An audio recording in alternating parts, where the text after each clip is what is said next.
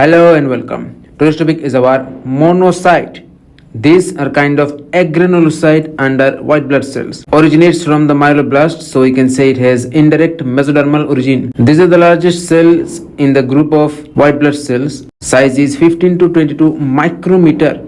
Nucleus of this cell is ellipsoid, or you can say it's a kidney shaped. Contributes 10 to 12% of the white blood cell, and cell membrane of this cell is associated with CD14 and CD16 protein markers. And the function is it helps in phagocytosis of microbes like parasite, bacteria, fungus, virus, etc. मेरे कहने का मतलब है कि आज का topic है monocyte. ये एक तरीके का एग्रेनुलोसाइट है जो व्हाइट ब्लड सेल के अंडर में आते हैं. एग्रेनुलोसाइट मतलब जिन कोशिकाओं के साइटोप्लाज्म में दाना नहीं होता है, माइलोब्लास्ट से पैदा होता है. तो इसका मतलब हम कह सकते हैं कि ये घुमा फिरा के मेसोडर्म से पैदा हो रहा है. बात खत्म. फिर हमारे खून में जितने सारे व्हाइट ब्लड कोशिका है, इनमें से ये सबसे बड़ा होता है. ठीक है, इसका साइज जो होता है वो आकार 15 से 22 माइक्रोमीटर तक होता है. इसका जो अंदर न्यूक्लियस है ये थोड़ा एलिप्सॉइड होता है, या फिर हम ये कह सकते हैं कि इसका आकार किडनी जैसा दिखने में होता है. और ये व्हाइट ब्लड कोशिकाओं का 10 से 12% हिस्सा ही होते हैं. ये सेल मेम्ब्रेन CD14 और CD16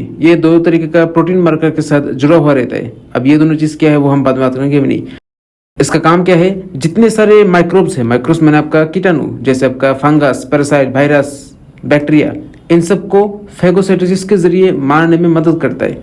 अब फैगोसाइटोसिस कैसे होता है वो हम बाद में बात करेंगे, अभी नहीं. So see my next video, till then bye.